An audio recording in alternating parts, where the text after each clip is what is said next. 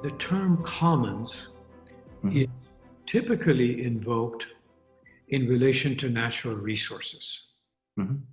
How shall we care for the land? How shall we care for the air, for the water, and so on? And when we connect dialogue with commons, we are still talking about caring for a particular resource.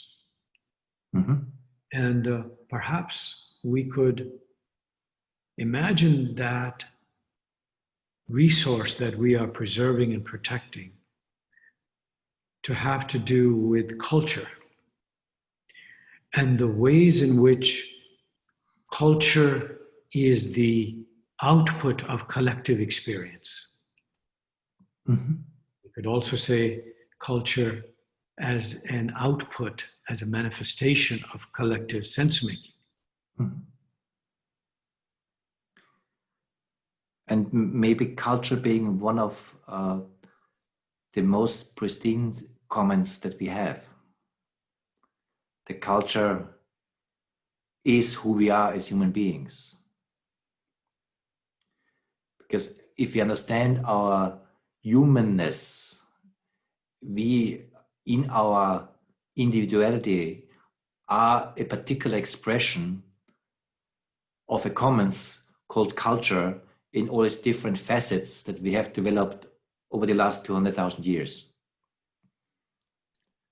And when we have an understanding of our humanness, where we can relate to the wholeness and the commons of this, there's one human experience that you also can call human culture, that is in itself not static. It's a process that is evolving, that goes through different cultural stages, and we can talk about all of this.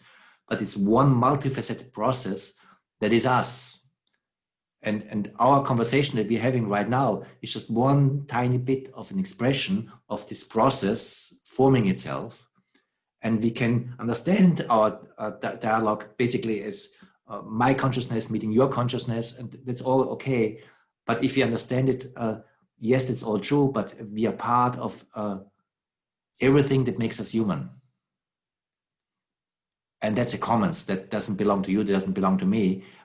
We can be in service of that as we are talking right now. Then this conversation is tapping into everything that makes our conversation possible, including the commons of the English language that we're using right now, that you haven't invented and I haven't invented. It's not my first language, it's not your first language. And everything that allows us to speak here, but also that what we are talking for. I mean, I talk with you just because I cherish you very much as a human being, and I cherish our friendship.